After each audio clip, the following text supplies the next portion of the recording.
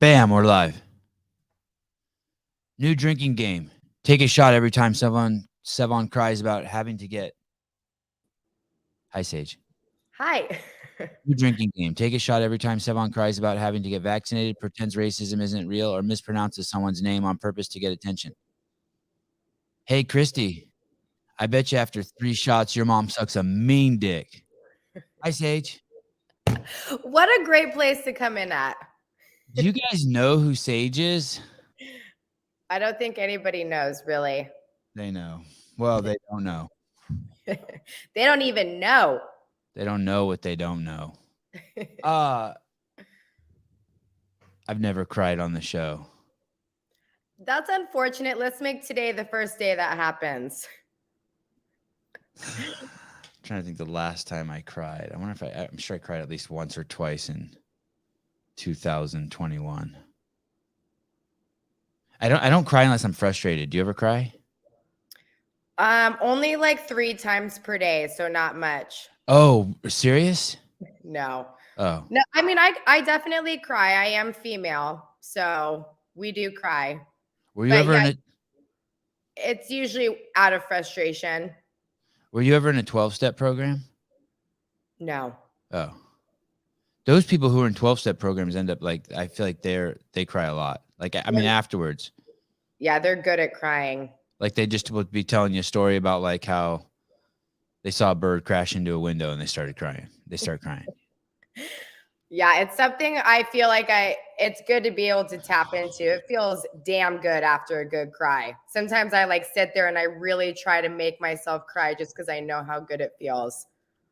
I read a story this morning, Christy, about Christine A. I read a story this morning, Christy A. about a 15-year-old boy who got the vaccine, and a week later he died of cardiac arrest, and it shows his dad holding him. And I was reading the eulogy his dad wrote, but I didn't cry that he died, Christy, because I ain't taking that motherfucker. But this. And it's not even real. It was on Instagram. Sorry, I'm still venting. No, see, that would have made me cry. Yeah, probably if I was healthy, I would have cried.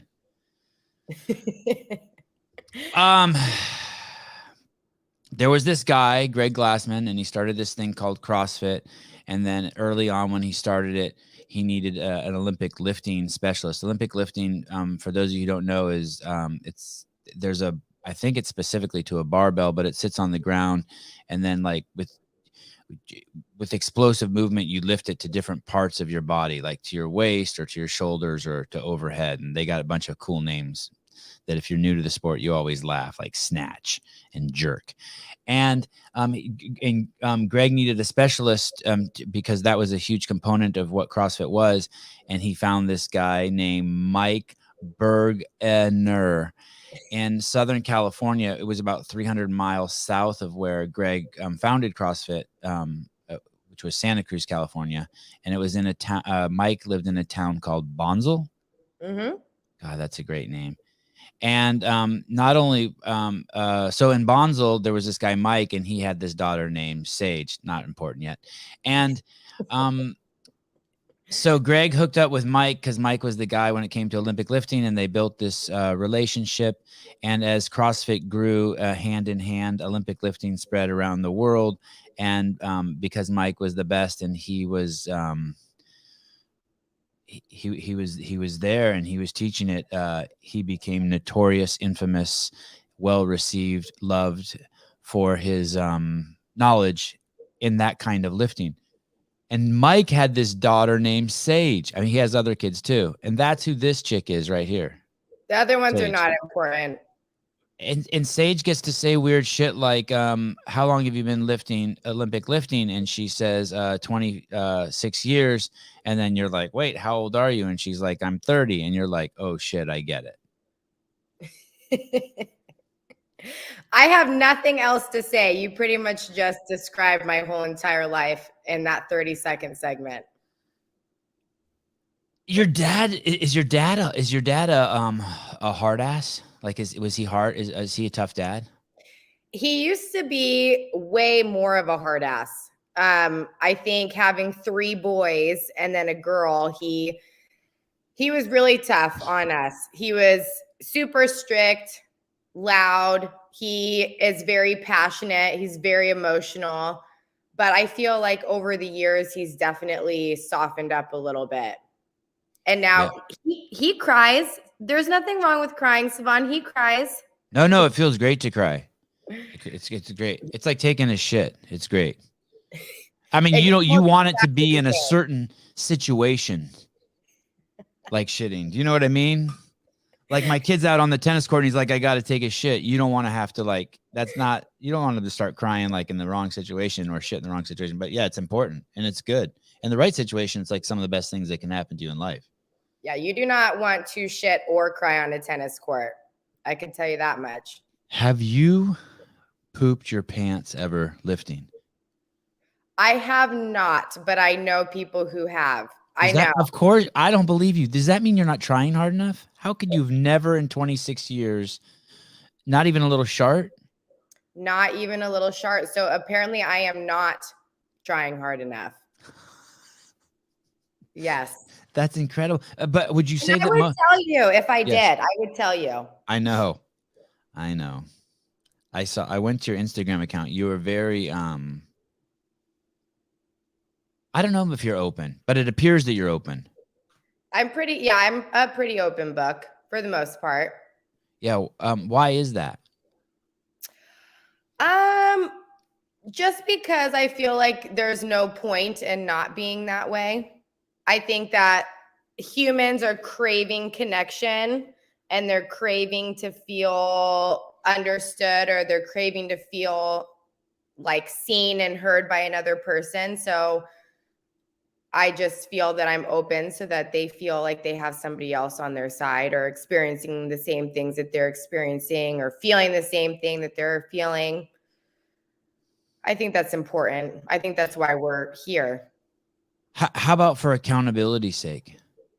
Yes, absolutely. I always tell people that the blog posts that I write on my Instagram are much more so for me than they are for anybody else. When I write about mindset stuff, it's because I'm struggling with that this week. And so I'm writing about it to be accountable and to remind myself, hey, if you're going to teach about this stuff, if you're going to talk about this stuff, you better live that stuff.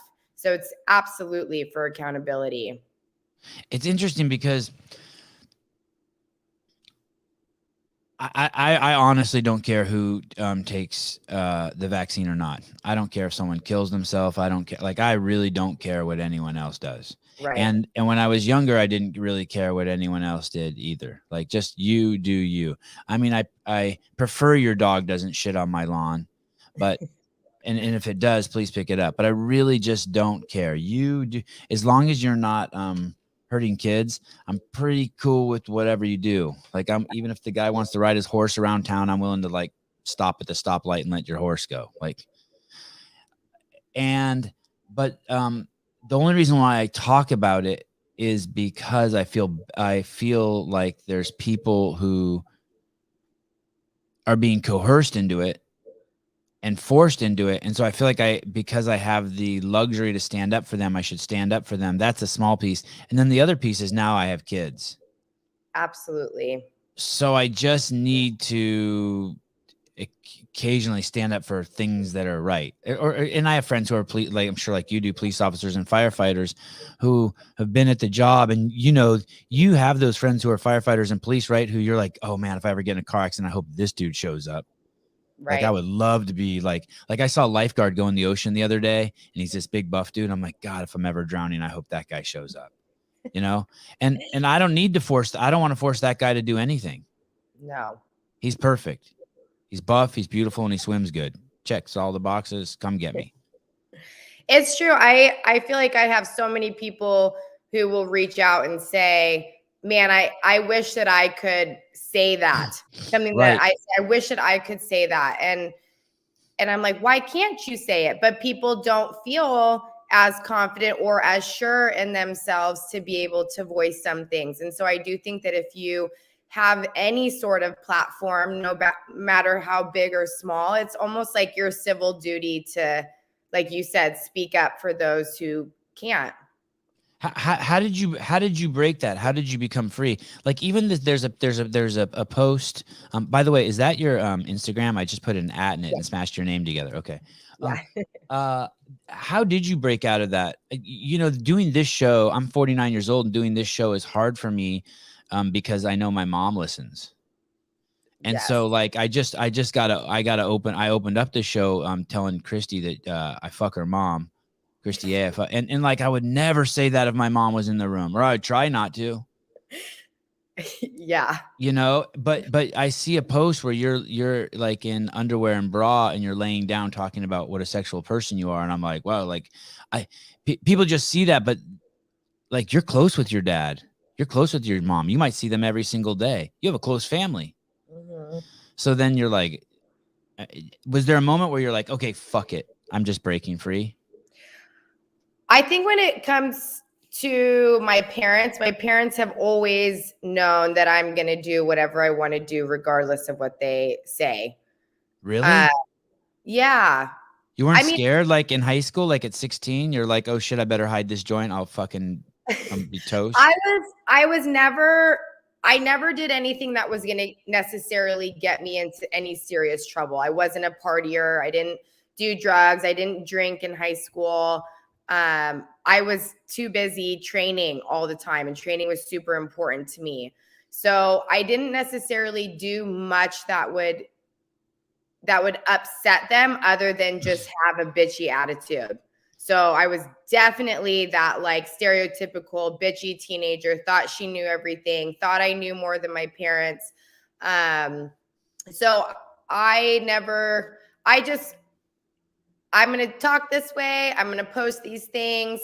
And if you want to have a conversation with me about it as to why I'm doing it, I'm more than happy to sit and have a conversation with you about it. If you just get upset about it, it's not going to change anything that I necessarily post or say.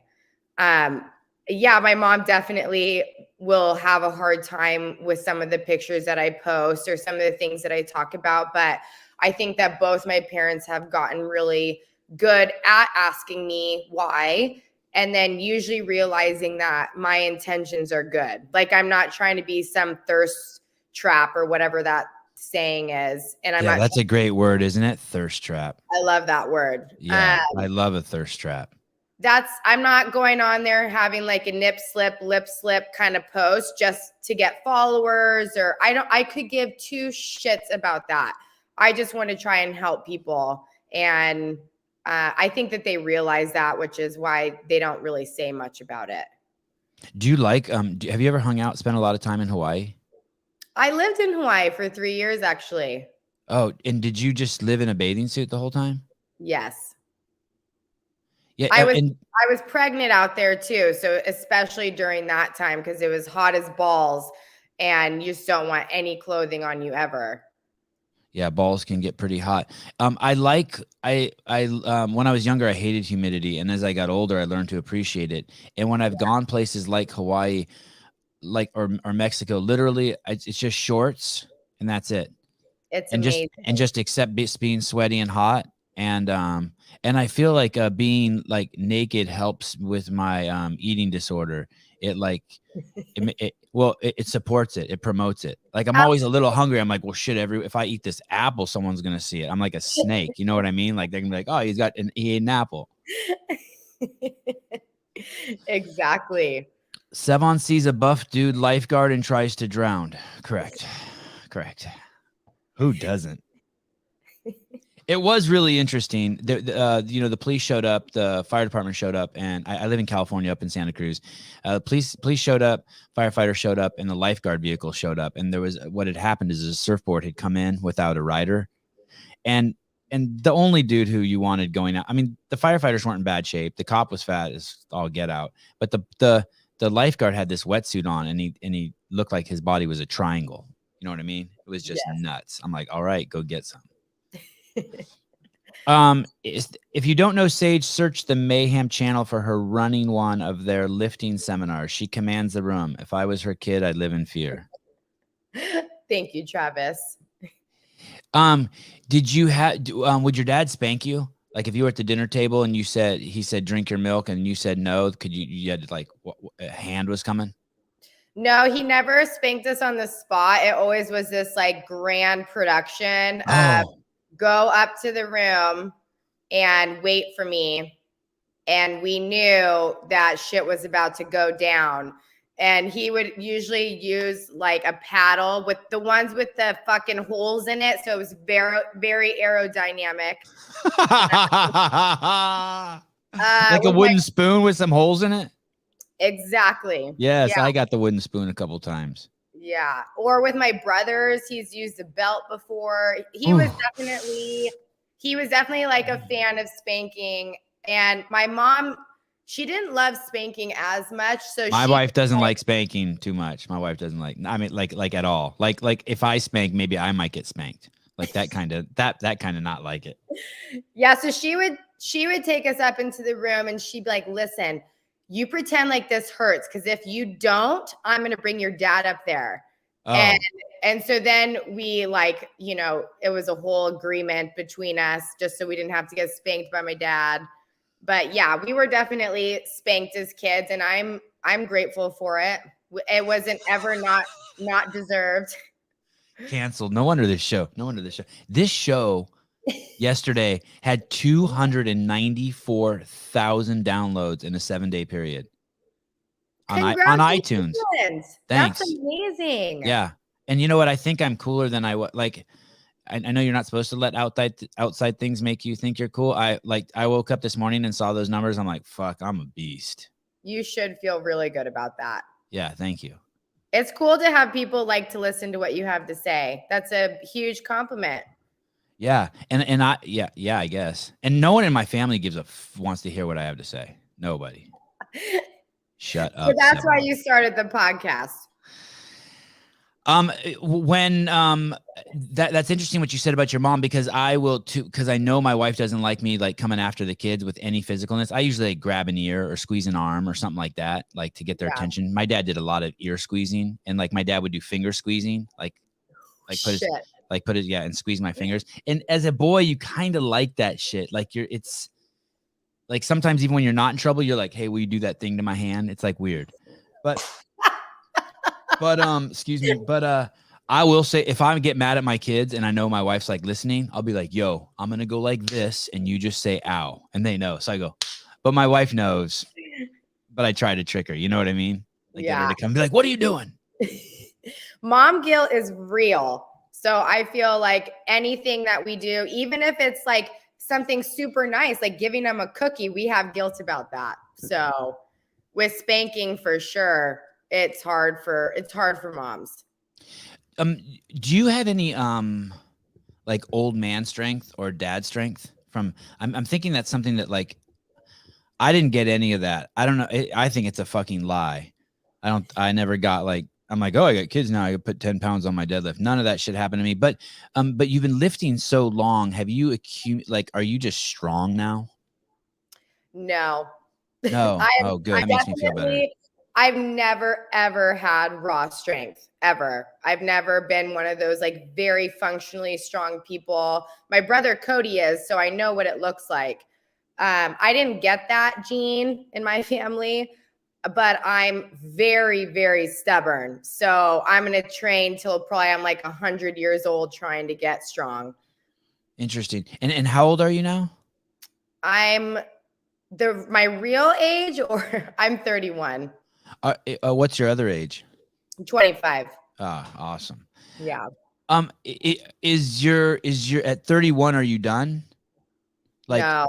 I'm definitely the strongest now than I ever have been. Just as my knowledge increases about weightlifting and the body and functional strength in general, I've gotten a lot stronger over the years. Because I used to only Olympic weightlift, and that was not what my body needed to get strong. And I thought that was the only way to get strong for a very, very long time. Like, oh, I just need to go on one more squat cycle, and then it's really going to happen for me. But I need all the things in order to be strong. And so I didn't know that until I started learning more and being exposed to way more different styles of lifting or training in general.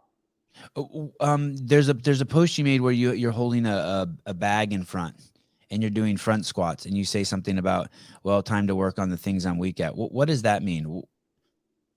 Yeah, I think The that's whole like, thing. Why are you using that bag? Why front squats? Like, what's the whole thing? What's going on in that post? I think for me, it's training the things I'm weakest at is basically functional movement and functional strength, being able to carry weird, heavy shit around and squat with it or move it or throw it or deadlift it. Those are the things that I feel like you can't necessarily get with a barbell. Like you can get things with a sandbag that you can't get with a barbell. It attacks your central nervous system so different than a barbell does. So I think just changing it up as much as possible and doing, like I said, as many different kind of strength movements as possible is, for me, my body needs a bunch of different stimuli to trick it into thinking that it's getting stronger. When you say the sandbag does things that the barbell maybe can't do, holy shit, it's December 23rd. I know, isn't that weird? It's almost Christmas, Sevan. Yeah. When you say the sandbag can't do, because it's off your midline, or because you're holding it and you're doing curls, or because maybe you're holding your shoulders up the whole time, like anything specific you can point at. I'm fascinated by this because like as I got older, I'm just a D-ball guy. Ooh, I love the D-ball. Love so it. I just like, if I'm going to do squats, I hold a 40-pound D-ball in the front and I do squats. That's fucking hard. Yeah. Well, it doesn't see, I'm just used to it. To me, the bar is hard. The bar is scary now like as I got holding older. something in front of you, especially like this, your upper back is having to work. So the back of you is working, the front of you is working, the sides of you is working. It's like, I feel like just the act of holding something like that, and it's kind of awkward, and it's like sitting on your diaphragm, so you can't fucking breathe, and that adds a whole nother element to it. It's just like awkward. So you're probably tighter in some areas, meaning you're working that muscle that you wouldn't necessarily have to work with a barbell. That's what I mean by it being different. Do you remember the first time you met Rich Froning? I don't know if I remember the first time that I met him. You kind of look like his wife a little bit, like not look like her, but if there was a California version of her, like a Temecula version, like you could be that. Well, thank you, because she is the cutest thing I've ever seen, and I want to put her in my pocket. She's so little and sweet. You don't remember the first? Do you like working with him? I love it. Yeah, I mean, I get that question a lot. Ever since Burgener Strength paired up. Okay, well then let's move on to the next question. No, I'm joking. I'm joking. You only want questions that nobody else has asked. Yeah, no, we really like it. I think that I especially feel very close to the Mayhem crew just because I have been out there. Well, with my dad, of course, he feels very close as well. But we've been out there the most, and so we've really gotten the chance to get to know them. And their morals and values are exactly the same as the Burgener. So like the way that Rich was raised, the reason he loves my dad so much is we were raised the exact same way. So there's just a lot of parallels between our philosophies and our views and the reasons why we do things. Like as big as Mayhem is getting, they're always trying to do things for the right reasons. It's not about expanding. It is about growing their business and, making a difference in people in the world. But you just know that they're doing things for the right reason. So I think that's fucking awesome. Because I have seen so many, specifically CrossFit gyms over the years, where it kind of shifts right from this like, oh, we're starting a CrossFit affiliate and we want it to be about community and family and be this like cool box. And then like people kind of see how hard it is and they struggle making a living. And then so they have to transition into it being more of this like business, and you can feel that shift. And I just haven't seen that shift with mayhem. And so it's kind of refreshing to me. Well, when you say morals and values, I was going to ask you to give an example, and one of the examples you gave is doing the right things for the right reasons, not Right. just chasing the dollar. Anything else that stands out? What about like this is kind of a two-parter. You said that your dad made you work hard, and your dad was strict. I suspect Rich's dad, from the little bit I know Rich and his dad, that his dad also made him work hard. He's implied that several times, and that he was strict. And then the second part of that is, will you guys do that to your kids? Do you see Rich doing that to his kids, and will you do that to your kids?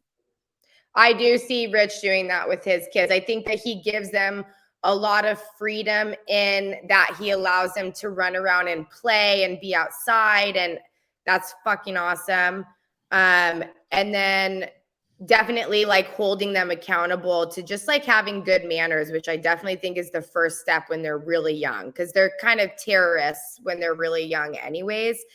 And so just basic manners, I think, is very important. And I'm very hard on my kids. I'm very strict with them. I think being a single mom, I have them Monday through Friday by myself. And so I definitely feel like I try to be both, sometimes the mom and the dad. I have to be the nurturer and the disciplinary.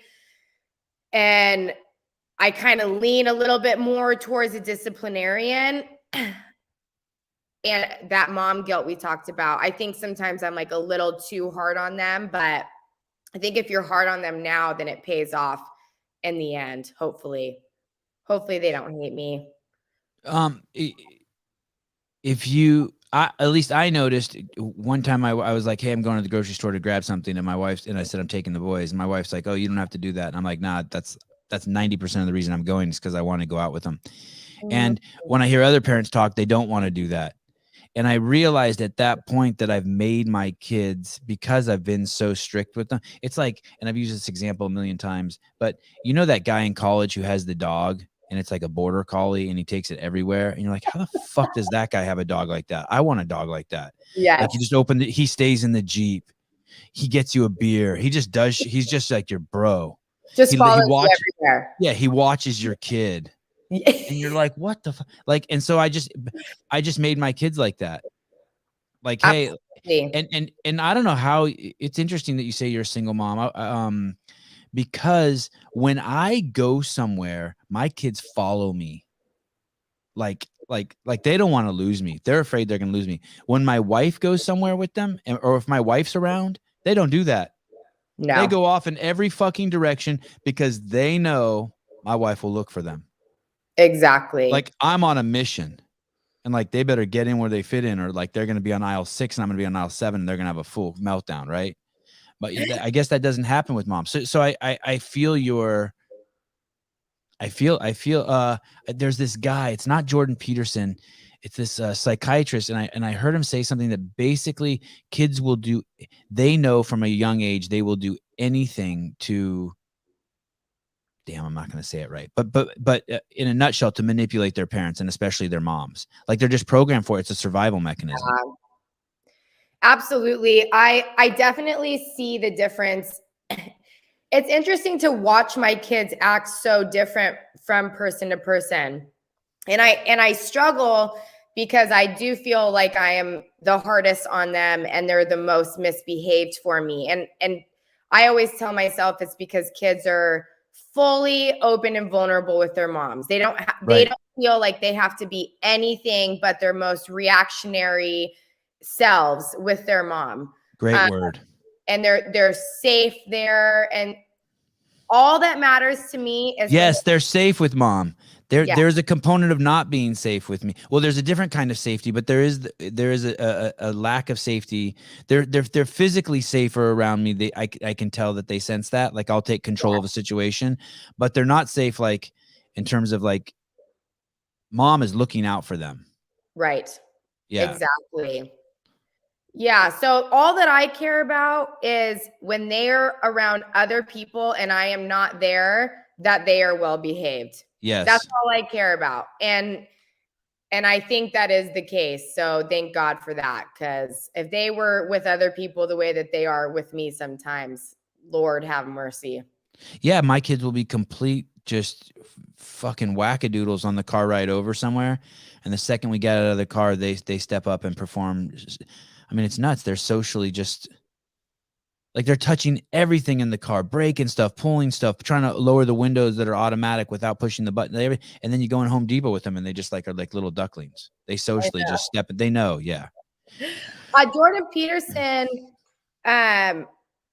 he had something really interesting that I always think about, and he said, "Raise your kids so that other people like them." And at first I was like, what is he talking about? Like, they should just be themselves. They shouldn't do things just to be liked by other people. But basically what he was talking about was when you feel like people like you, it does something for your level of confidence. And when you're confident, you're going to be able to carry yourself a certain way. You're going to be more successful in this life. If you don't discipline your kids and you don't make them so that people enjoy being around them, then people are going to turn away from them, or they're not going to engage with them. And so that does something to their confidence. And then it affects how successful. So it's kind of this ripple effect. I thought that was really, really interesting. It's like, would I want to hang around my kid? Would other people want to be around my kid? And I need to raise them in a way where that is the case. Yeah. If you don't like your kid, well, first of all, if you don't like your kids, you're fucked. And I think that's what happens to a lot of people. They raise kids that they start to not like their kids. And if there's something about my kid I don't like, I don't even verbalize it. I don't let it out. Right. I push that shit down and I start working on it. Exactly. I start really, and a lot of it is really working on myself, what I'm going to give them attention for. I'm not giving you any attention for bad shit, not even bad attention. Exactly. And then, yeah, like, I think you make someone who's really, really likable, and then when they're 25, they can be like, fuck you, mom and dad. You made me bend over backwards so that the world would like me. Good, go, rage now. And then when they're 35, they can come back and they can have both skills. Exactly. They can have the skill on how to make the world love them, and then they got to also rage against the machine. Fucking, they got both. I fully expect at some point my kids are going to be like, hey, fuck off. I'm tired of doing like living 24/7 for you. But at least I know that like they'll know how to read and write. Exactly. She's amazing, smart, and beautiful. Manny, it's interesting, isn't it? Do you go after a girl like Sage Burgener? There's something about you. Do you attract the wrong kind of guy? Or do you attract the right kind of guy? I feel like I've attracted pretty good guys. You seem like you, to me, like you would attract the kind of guy. I mean, there's only two ways that I see to deal with you. You either have to be captured and tied up like crazy ball and chain, 600-pound ball and chain, or you have to be the coolest dude in the world, because you seem like you're a bit of a I want to use something better than firecracker, but you are diva. Well, I wasn't going to go there. Maybe by the end of the show I'll say that. But you're a cactus. You're a little prickly. Like I know, like if you hug someone, they can still get hurt. Like there's a little bit of a prickliness to you. Yeah. I like that you have to capture me, kidnap me, or be the coolest guy in the world. And I definitely agree with that. It takes a lot to get my interests, but to hold my interests is a whole different thing that I think is difficult. And capturing you does not have longevity. Right. That's just like temporary. You got her in the basement. Eventually she's going to burn your fucking house down. Yes. Yeah. Do you have a dude in your life? Yeah, I do. And did he start courting you because he saw you as a powerful woman, like speaking in front of audiences and commanding audiences and as a teacher and an authoritarian? I definitely think that was something that was attractive to him, for sure. I think it shows a lot of self-confidence to be able to stand in front of a room and speak, with a sure tone and be sure of yourself. So I think that's attractive to anybody. I'm Yeah. very attracted to good speakers and people who can command a room. I think that says a lot about somebody. Yeah. I command the fuck out of my room. Um, did you meet? Is he a student? Did you meet him at a seminar? No, at a gym. Like, when you say a gym, like you worked out there and he worked out there, Yeah. and then like just two separate clients, like you didn't know each other and you both just worked out at the same place. Mm-hmm. And then I feel like that's how so many people meet. God, I hope so. I hope you're right. I feel like in the CrossFit community, a lot of people, I think just having that common interest and, anyone who works out, it's kind of their obsession and it's where they want to spend most of their time. So I think it's just natural that they sort of gravitate towards other people who feel the same way. I thought everyone did internet, like just like swiped around on their phone. Oh God, I don't understand that at all. I'm like way too afraid of serial killers. Like, how are people not more concerned about serial killers on those dating websites? I would just, I mean, I've never done it. I'm too old. It's like come and gone, but I would be terrified for a lot of reasons. I guess I wonder if dudes are terrified. Does that really happen? Do you read about that or hear about that? You met someone on Tinder and you come back, you get mailed in little pieces to your parents? No, I never did the online dating thing either. I think when we were little, there was 3 girl cousins and like 47 boy cousins. And so the moms and aunts and stuff, they wanted to make sure the girls knew how to protect themselves. So they used to fucking send us emails about like things not to do when you're by yourself. And it would be like, never park next to a white van, or if you, Wow. or don't wear your hair in a ponytail at night, or like have your key in your hand before you walk to your car. So they used to send us that stuff all the time. And so I think that like I watched a lot of Law and Order SVU when I was younger. So I think that like, oh, you meet someone online, you're going to go over there, they're going to hide you in your basement. Do you know this term here, catfish? I just learned it Uh, the other day. I think, isn't that when someone pretends to look a certain way or be a certain person and then you show up and there's someone completely different? Yeah, I think it's like someone goes to your Instagram account, steals all your photos, builds a profile, and then they lure me to a place like, and I start thinking I'm dating Sage Burgener, and and then We I didn't go to watch meet anything. and what? You could say Burgener. That's kind of the fancy way of saying our last name. Yeah, your dad's cool with any way I say it too. He'd just be like, dude, just I say it wrong. No one fucking knows if it's Burgener or Burgener. We don't know. So then I meet you at this like a club, and while I'm parking my car, 3 dudes jump me. One dude has my ass, and the other 2 dudes take my money. I think that's what a catfish is. And so this guy is saying that dudes are scared too. Wow. God, life is fun.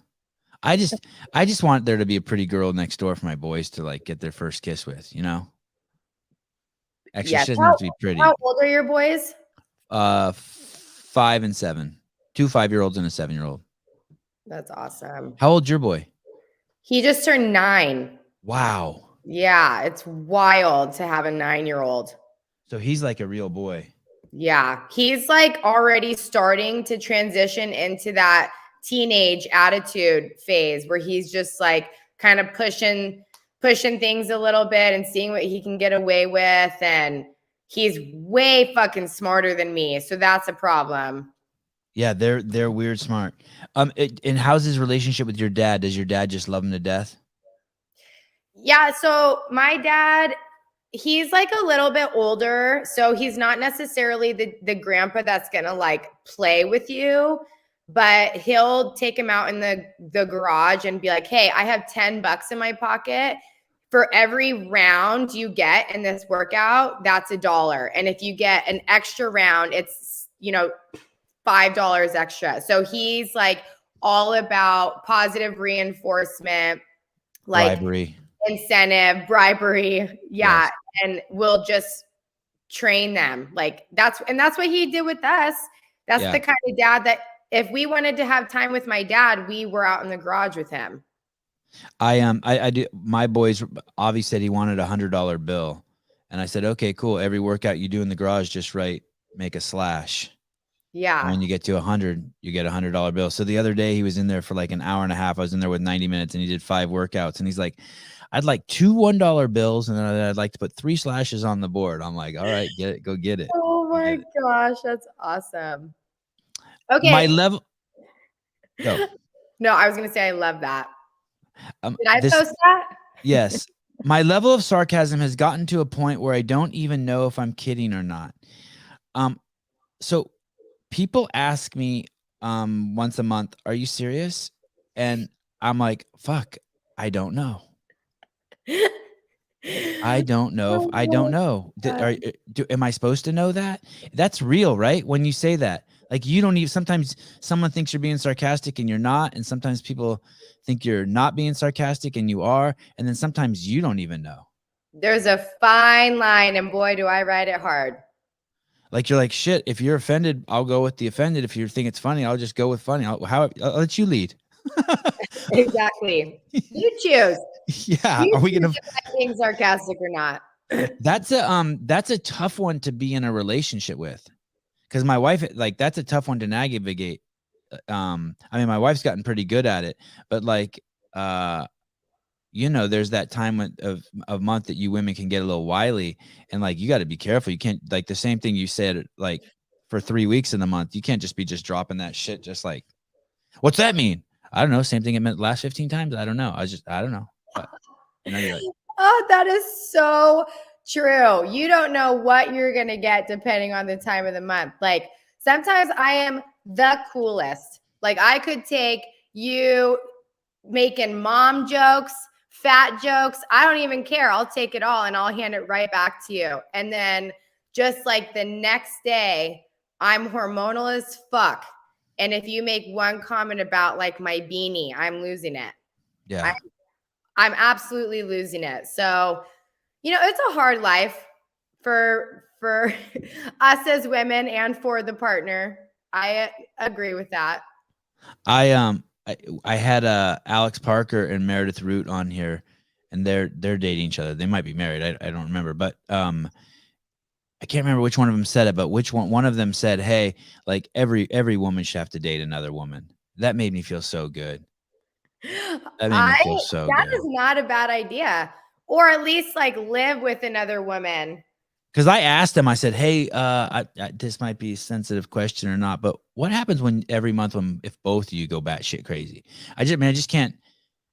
And it's hard as a dude too. I mean, you're not innocent as a guy, but like sometimes you don't even know. It's like you're being lured down this dark alley, and then all of a sudden you're like, "Oh fuck, how did I get in this conversation? I don't even know what we're fighting about anymore." And you're just blindly swinging, and you're like, "I'm never gonna get out of here." I'm like, I don't even want to be fighting with her. What am I doing? I like to think that I really gave my brothers the good tools they needed to be successful with their wives. You're a good dude. You gave them a thorough beat down once a month so that they would be. Yeah, they're like, man, chicks are fucking wild. I better be ready. How old were you when you had your son? That's your first baby's your son, right? Yeah. And how old were you? I was 22. And why did you have a kid at 22? Because I was dumb and a young 22-year-old who thought that she was ready to be a mom. So you were trying to have a kid. Yeah. And how old was the dude? He was 13 years older than me.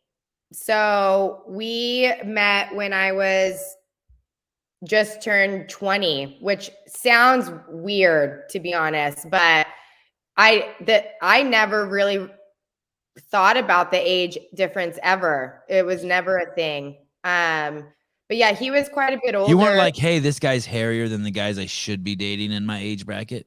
No, he wasn't very hairy. Okay, all right. Yeah, so he was quite a bit older. He was in the military.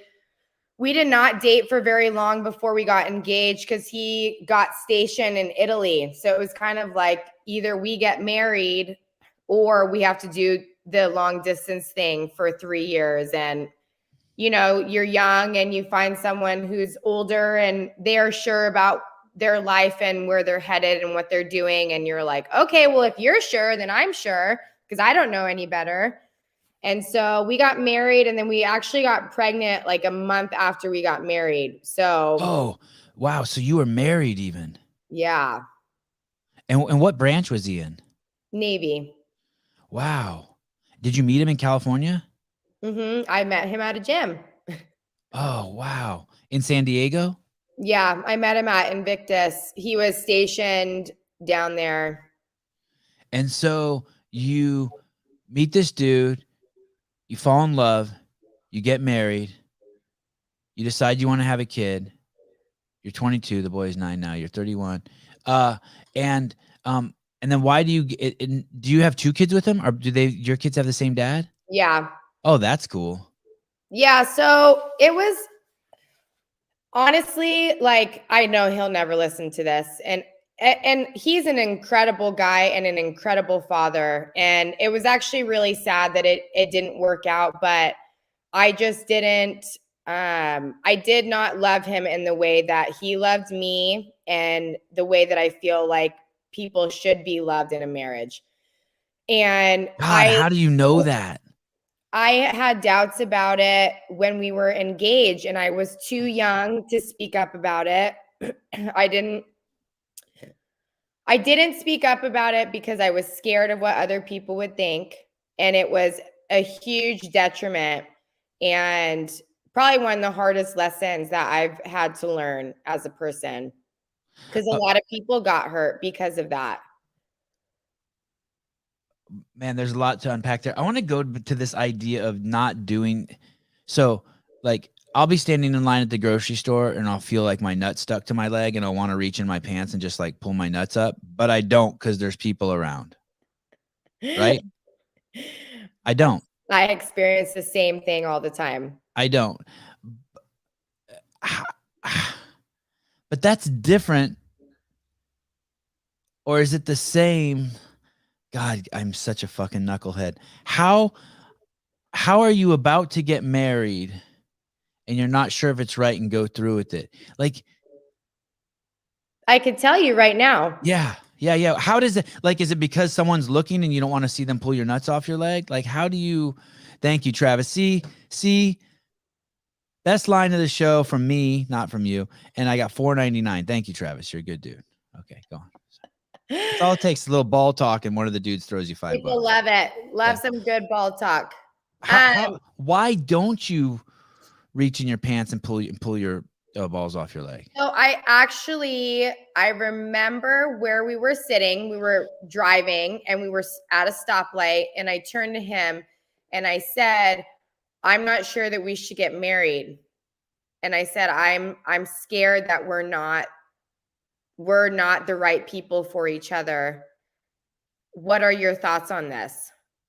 Yeah, that's And hardcore. He hit you.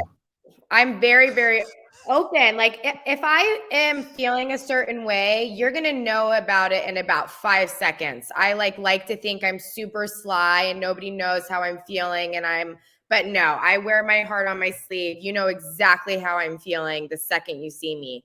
And he said I was 21 at the time, what every 21-year-old girl wants to hear. And he was like, nobody, and this sounds like a dick comment. It wasn't this way, but he was like, no one's going to love you as much as I love you. Like, you're not going to find someone who has the love for you that I have for you. And I'm like, guaranteed love. Awesome. Like, I'm in. That's what, as a girl, that's what you think that you need. You just need to be loved. That's it. And so he was going to love me. He was older. He was secure in his job. I mean, he's in the military. It's very secure. He knew what he wanted. He knew he wanted me. So I could be unsure, but at least he was sure. And that was good enough for me.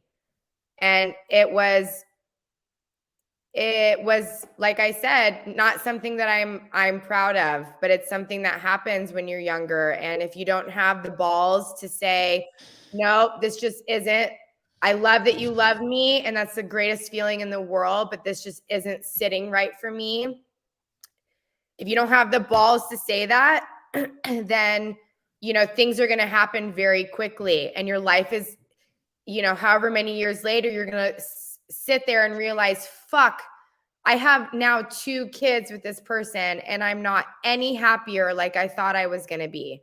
Because for me, it was like, okay, if we just get married, then it's going to get better. Okay, well, we're moving now. If we just have a baby, it's going to get better.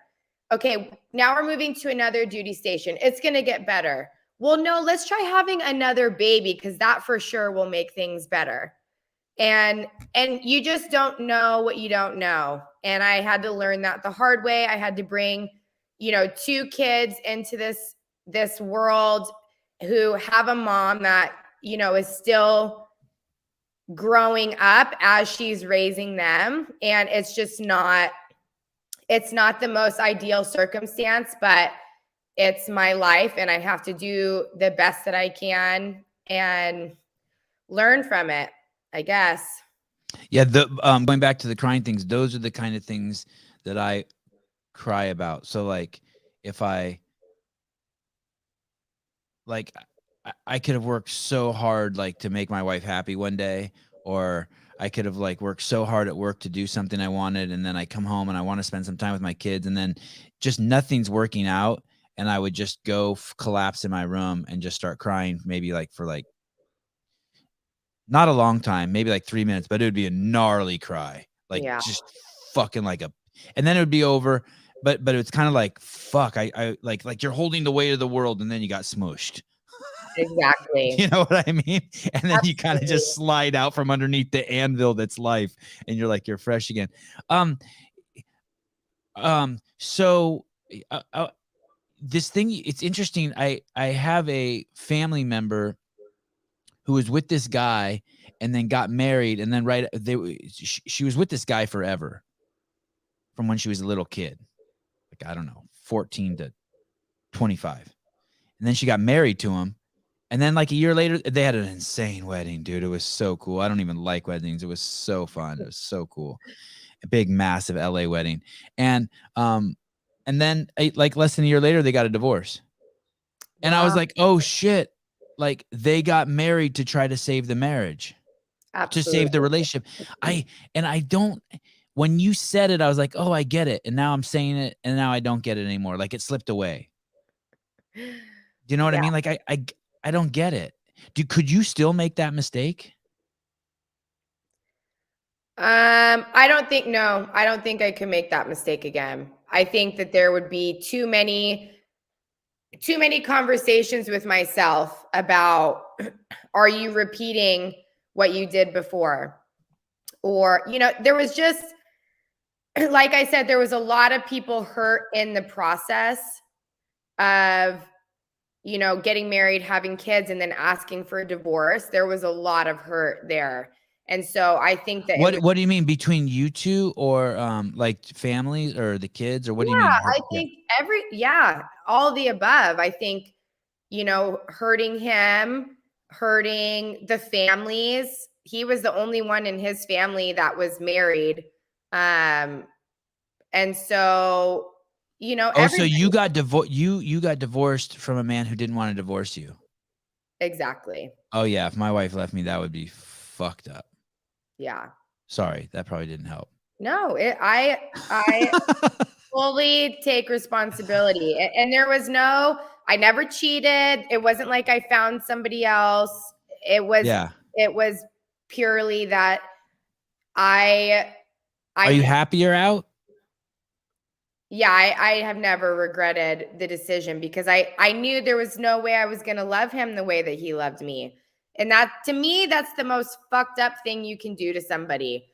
To know that someone loves you so much and you'll never be able to reciprocate that love, and you're staying with them because, you know, you want to keep you just want to keep things copacetic. And I just think that that's such a disservice to everybody involved. And a lot of people will argue that, you know, a lot of people will argue that you should stay, especially as a mom, you should stay with somebody for the kids, to keep your family intact. But I knew what kind of wife I was and the kind of love I was showing. And in no way did I want my kids seeing their mom and dad's relationship that way. And it wasn't a bad relationship. It just was a loveless relationship. And I don't want that for my kids at all. It's interesting you say that, because on one hand, there is a lot of reason to stay together for your kids, but on the other hand, everything you're saying I think is 100% true. If you kids will mimic their parents, and so if they see their parents in a loveless relationship, they'll look for a mate that's a loveless relationship. That's their only example of what love relationships are supposed to look like. And I didn't want my kids to end up in a relationship like I had. Yeah, it's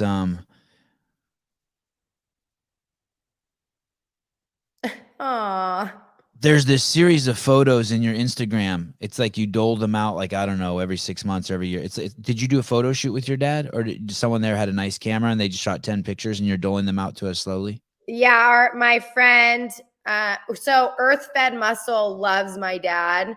And so they sent him a bunch of stuff and was like, hey, will you guys take some pictures? And my friend is a well-known photographer. So she came over and just took some of me and my dad. Yeah, that's really cool. That whole series is cool. Yeah, we're pretty cute. Does your ex-husband live near you? Yeah, he lives in San Diego, so he lives like 45 minutes away. Oh, okay. So the kids still get to see him and all that? Oh yeah, he's very involved in their lives. Would you guys do Christmas together? No. No. Nothing like that. No, we keep it. We're cordial with each other. We have a good relationship with each other, but we keep things separate. Do you think you'll have more kids? No, I don't think so. Yeah, you did it. You got 2. I got 2. I got a boy and a girl.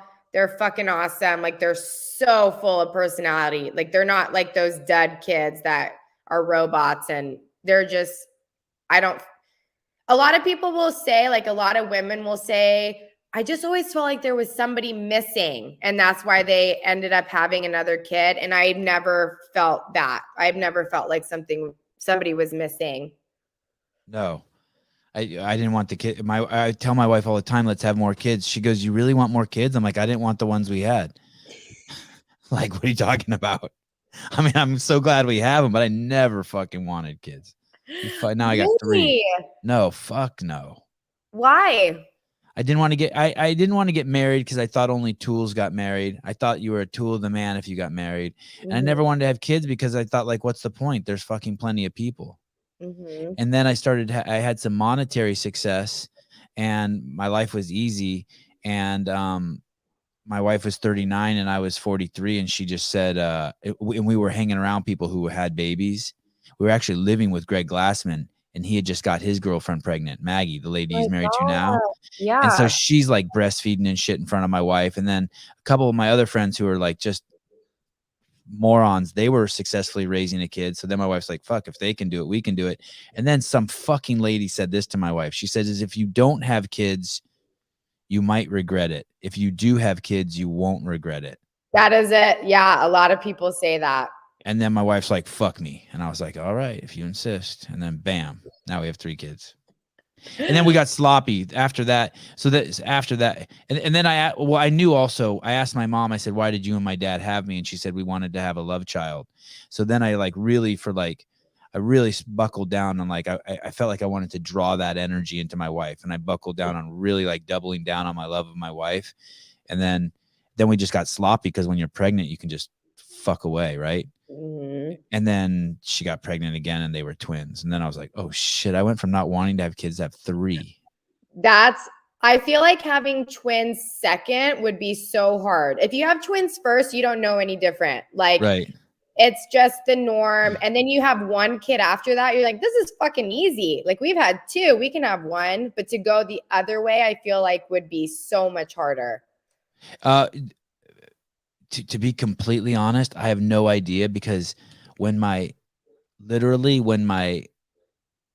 wife had the twins, my son was 18 months old, and we basically left the house every morning, my son and I, and then didn't come back until afternoon, checked on my wife, and then would leave again and then come back in the evening. And we did that for 3 months. Well, my wife just sat in the fucking house and fed these two fuckers. Yeah. Like literally, like it was like I took her son from her. That was probably the hardest part for my wife. Yeah. She was so bonded to this kid. Now all of a sudden I'm like, dude, today we walked here. Dude, today we threw fucking dirt clods at cars. And she's just fucking I mean, literally, then we bought our first, we bought our first brand new car ever together. We bought a minivan, and that was the only reason she came out of the house.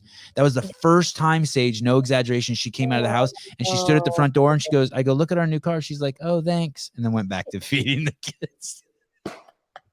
It was crazy. Oh my gosh. No, I don't know if it was hard. I mean, for me, it's easy. The woman does fucking everything. Like I walk them like dogs. I just take them out. Yeah. That's the hardest thing I think about having your second set of kids, is that you miss the first kid so much and you feel like you're neglecting them. But for the dad, it is the most special time. Crazy special. You get to really bond with that first child because the mom is busy taking care of the baby. And it is like, I think you never, ever get that time back. It's so special.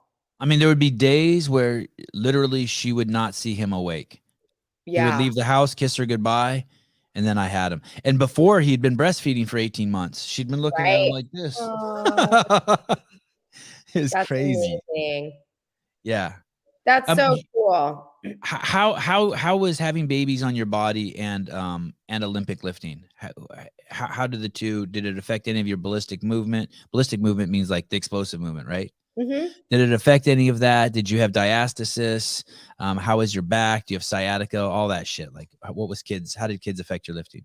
Did you get stronger while you were pregnant? So with my first, I was able to work out every single day. I was pretty intense about it. And then I bounced back pretty well. No diastasis, no back problems really. And then with my daughter, I could barely work out at all. I was so sick, like the whole pregnancy. She was sitting really low, so I had horrible back pain. And then after I had her, I like tried to get back into it way too fast, and I developed pretty chronic back pain, which ultimately like changed my whole entire career as a coach and an athlete, because I finally learned about like the pelvic floor. I learned about ways to not only heal back pain, but kind of preventative exercises that you can do.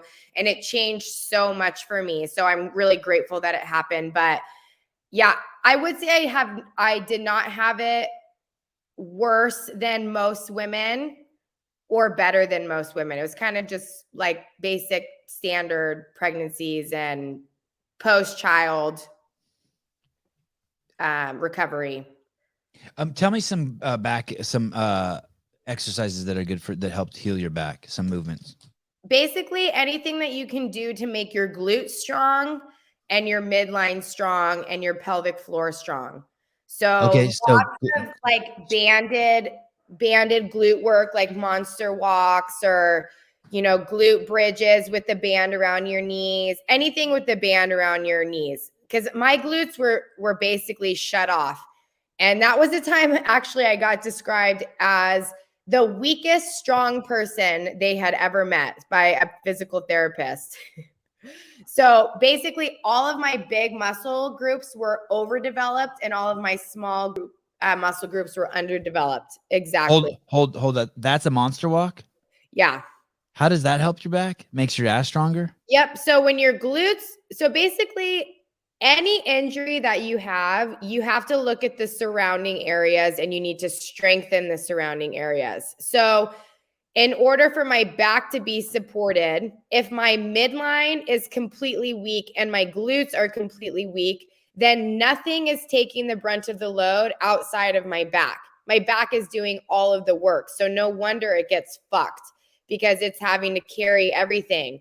Whereas if I have my back here, if my midline is working, my glutes are working, now I have the support of all the surrounding areas. Now they can all work together to lift something as opposed to just my back lifting something. I've never put a band around my legs like that. Well, you should try it. It's going to change your world. Yeah, my back is so fucked up. Yeah. Most of the time it's weak glutes. That's why people have jacked up backs. Yeah, my ass is so weak. Yeah. So I do like tons of unilateral work. I do tons of lunges, tons of Bulgarian split. Oh, lunges. Yeah. I've been starting to do lunges because I see my wife does them, and she got a big old fat strong ass. Yeah. Okay. Do them with the barbell on your back or holding your D ball. So hold your D ball and do lunges all the fucking time. I do lunges like 3 times a week. Okay. It's okay. And what do you do for what did you say, your core also? So what do you do for your core to I mean, is just carrying stuff in the frontal plane good enough? Or do you have to great core work? Yeah, planks, hollow holds, dead bugs, you know, anything where you're kind of in that hollow position and you're having to engage a smaller muscle groups in your core. What about leg lifts? I've started doing leg lifts. I do like 10 or 11 on them. Like when I'm done working out, I just set the timer for 10 minutes and I do like either between 10, 11, 12 on the minute for 10 minutes. I love that. I don't think anything where you feel your abs burning. Yeah, they burn. It's great. Okay. But so they need to burn. They need to burn. Yeah. I especially like dead bugs. Those are my favorite. Well, I don't even know what that is. Let's see if I'll type in dead bug here. One that's your favorite is the only one I don't know. Yeah, because did a bunch of pictures of dead bugs come up? Just a bunch of hot chicks. Anything you type into Google, only hot chicks come up. The algorithm knows me. Let's see, dead bug. Sure. That? Yeah. So if you look at her lower back is on the ground. So basically, it takes a lot more concentration than you think. It's just boobs. I don't see anything but boobs. She literally has huge fake tits. How can we focus on anything? There we go. Yeah. So her lower back is against the ground. And so basically your knees, her legs are wrong. They're supposed to be at like exactly at a 90-degree angle. And then as you how about this guy? He has smaller boobs. Let's see. We will not be distracted by him. No. But you basically try to keep your lower back against the ground as you either elongate your legs or your arms or both simultaneously. And so it just requires a shit ton of control and focus. But so that kind of activation of the core is so hard because your lower back keeps wanting to come off of the ground. And so when you say your lower back on the ground, you consciously straighten out your spine. Exactly. You don't do it by lifting your butt. You just push your spine down consciously. Exactly. And that's what having the legs at 90 degrees, it helps you do that. Because if he brought his knees to his chest, that's just lifting your butt. Yeah. But having your knees like that, you have to actually push your core down or your lower back comes off the ground like that. So this guy has 95,000 views and no titties, and this one has 1.2 million views and titties. Now I know this isn't science. It is 100% science. But I'm just saying. Oh, that's great. This fucking world. Is that a thirst trap? I guess. I stopped looking at you and I'm just looking over here at the video, pretending like I'm doing work on the side. I'm not even offended. I totally get it. Tell me about there was a third movement. There was a third thing. Glutes, core. Yeah, so core and midline. Not the same thing? They're basically, they're basically the same thing. But like I like to think about again your upper back as well. So if you get your upper back strong, with like Chinese bent over rows or, back extensions, stuff like that. Tell me about shifting subjects here. Tell me about this lady. Amy, yeah. Are you still friends with her? Yeah. So Amy is that friend that I'll have truly for my whole entire life. I've known her since I was 5. And How do you know her since she was 5? Since I was 5. Yeah, how do you know her since you were 5?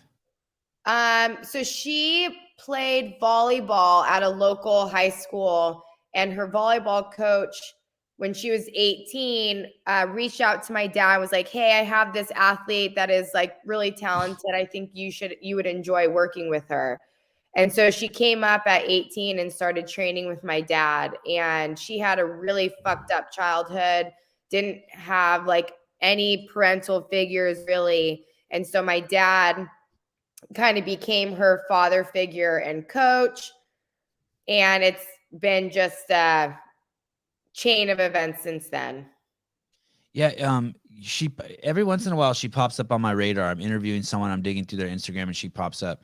And I met her, I don't remember which regional, but she's Cody Anderson's coach, right? Mm-hmm.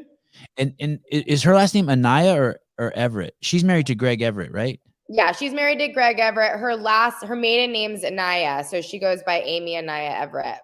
Okay. And I still don't know what Greg Everett looks like, but I would see her and of course I know his name from working at CrossFit and all the hubbubaloo that happened between him and Dave.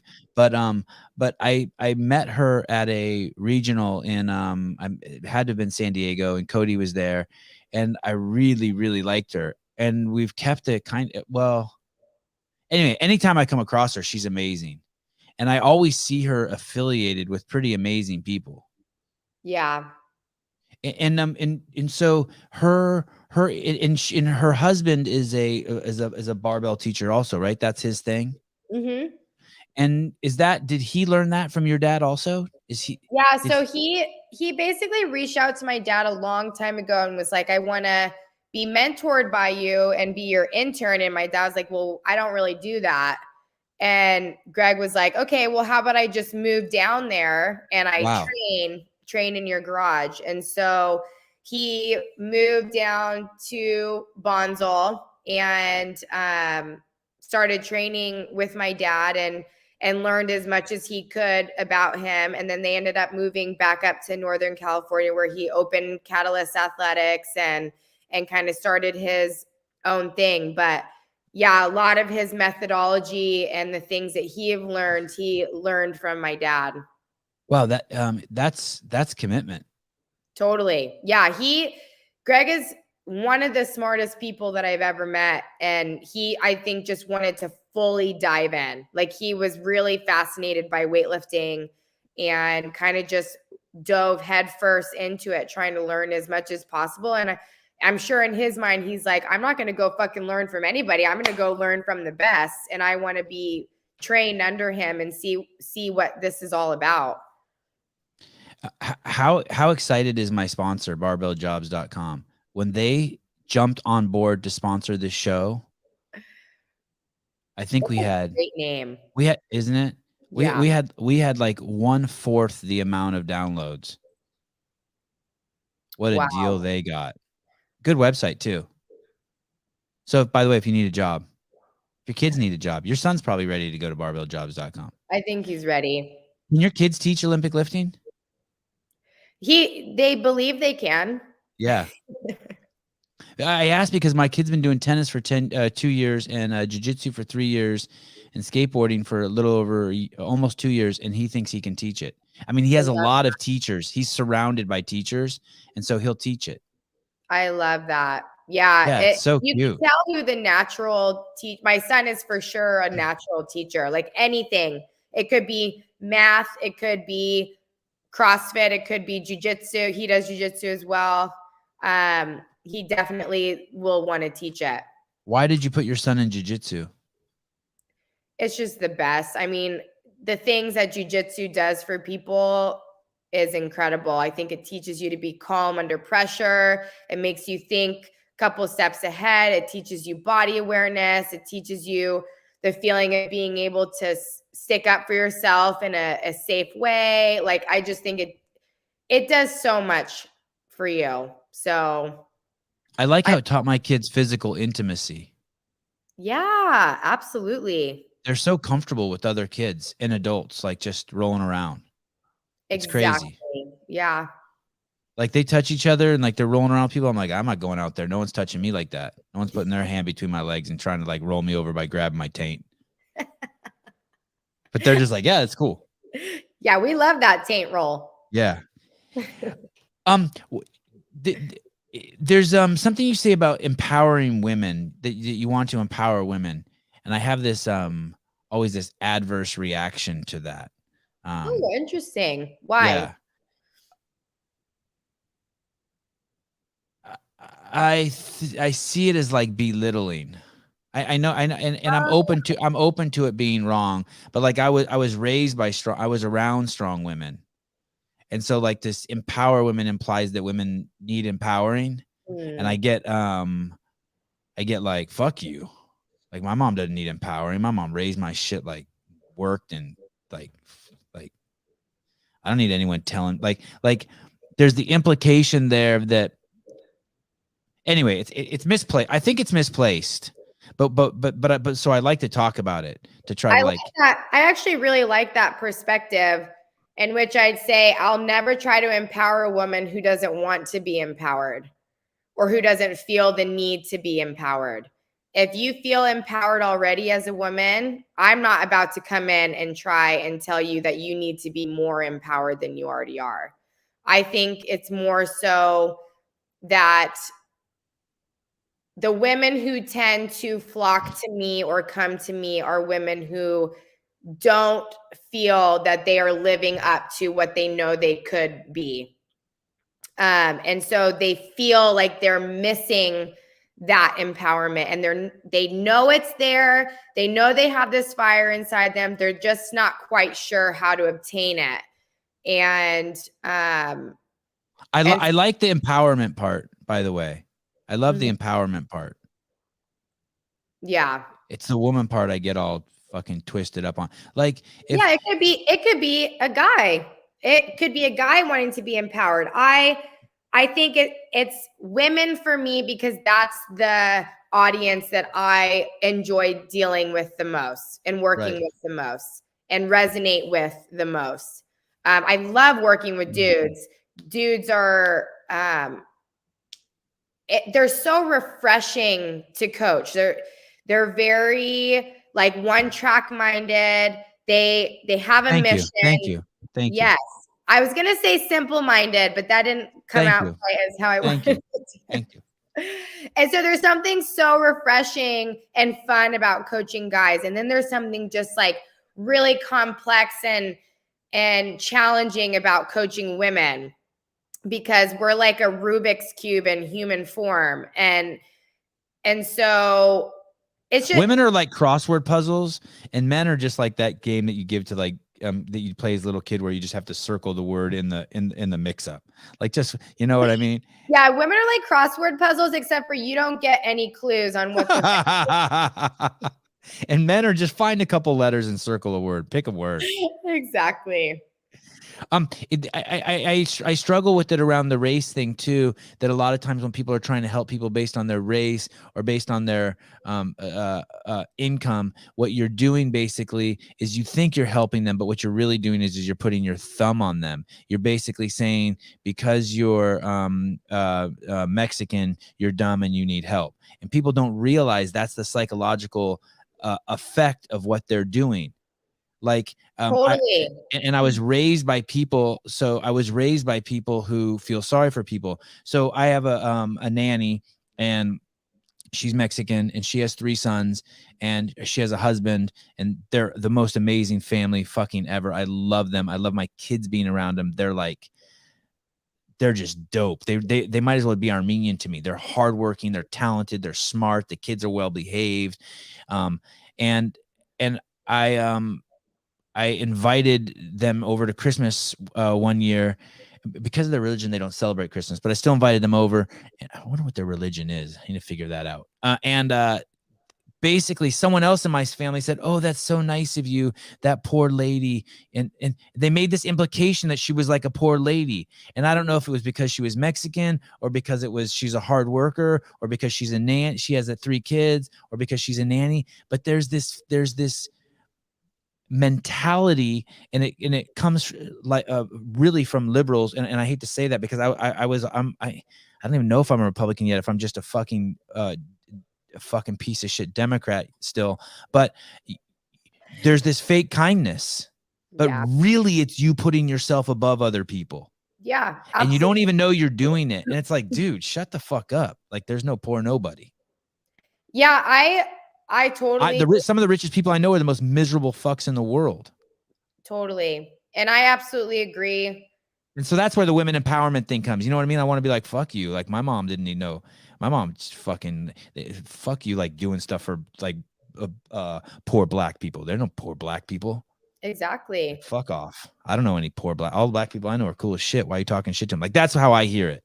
And I think that it all comes down to approach. You know, if these women showed up in my lives and I'm like, you know, you just have it so hard being a woman, and you just feel this way and this way and this way, and that's why you need to be empowered. You know, I could see what you're saying. Absolutely. I'm not a Democrat. I just said that for effect. Thank you. But I think if your approach is to basically just put these women in environments where they get to actually see that they have everything already inside of them that they are so desperately searching for, then it's not empowering as much as it's just like almost reintroducing them to themselves and letting them see that, yeah, they have everything that they need. It's not that they don't have the tools and I'm going to give them everything that they need and I'm the one who's going to empower them. I don't think that that's the approach. It's let me put you in scenarios to where you can see it's nothing that anybody else is going to be able to give you or provide for you that you don't already have. It's like a self-realization. Yeah. Why do you think, going back to what you were saying in the beginning of the podcast, why do you think you were bitchy as a kid? Do you think you were spoiled? I don't sense you were spoiled. God, no. That's a very good question, and one that I ask myself all the time. I think that I'm just. You think the world owed you something? Never. Not as a kid. That's not why you're bitchy. You're like, fuck you. Look at me. Pay up, bitch. No, I think that I have always had a lot of emotions and a lot of feelings, and I haven't always known what to do with all of them. And so it's kind of like this fucking storm inside of me a lot of times. And so it's like, it'll just sometimes come out in a bitchy way. And I don't know how to explain it in any way other than that. Do you know Pink? Are you friends with her? I wish I was. No. But she lives in your area, I think, right? I think she has a house around here. Yeah, you guys should be friends. I don't know her. I don't know her either. I have heard that so many times. Serious? You have? Yeah. Yeah, when you were saying that you have so many emotions, like, I don't really know her that well, but I was like, man, you should have been a singer. I mean, it's not too late. Maybe you should write music. Maybe. Yeah. I think that's why I write, because I got to get that shit out. It's why I write, and it's why I train, because I got to get that shit out somehow, or else it's just going to come out as bitchiness. When I was a young man, I would fall madly in love with girls. Like, this is like from 5 years old to 30. And I would write poetry. Like, I never gave it to him. Or like, even when I was a kid in high school, I would like cover my books in like a brown paper bag, and I'd write a girl's name in block letters like 1,000 times on there and I was just like, and I would like sit on the roof at my mom's house and like think of songs and like sing songs in my head about all that's gone. Really? Gone. Why? I'm enlightened. Do you think that you're Yeah, I mean, maybe I'm emotionally uh it's not gone. I own it now. I control it now. Like it used to just fucking bubble up from the fucking floor, right? absolutely. Like just like there's this girl and I'm so in love with her. I come home from high school and cover all my books in brand new paper bags and start writing her name on them. And I can't stop thinking about her. And like, you know what I mean? And, my day is made if I see her in the hallways or, you know, and all that's just gone. Like, Some would call that stoicism. yeah, there's this guy. Who's the guy, the big guy in stoicism stuff Marcus Aurelius. no, like a new like a guy who he probably steals from Marcus Aurelius. Oh, I He's know. on Instagram. Yeah, I know who you're talking about. Is he the one that wrote the 365 of like the Daily Stoic? I'm not sure, but he's a piece of shit. And I mean that from the bottom of my heart. God, Why? what's He that just guy's name? steals all their stuff. No, he's a pro-vaxxer. He's a pro-vaxxer. And the reason why I have a problem with pro-vaxxers is because I don't believe that there's anything as anti-vax. There's people who just don't give a shit.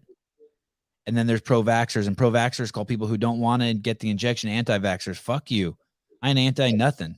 I'm only anti kids. Other than that, yeah, that guy, Ryan. I don't know if that's his last name. Ryan Holiday. Yeah, if it's the same guy, he's a douche.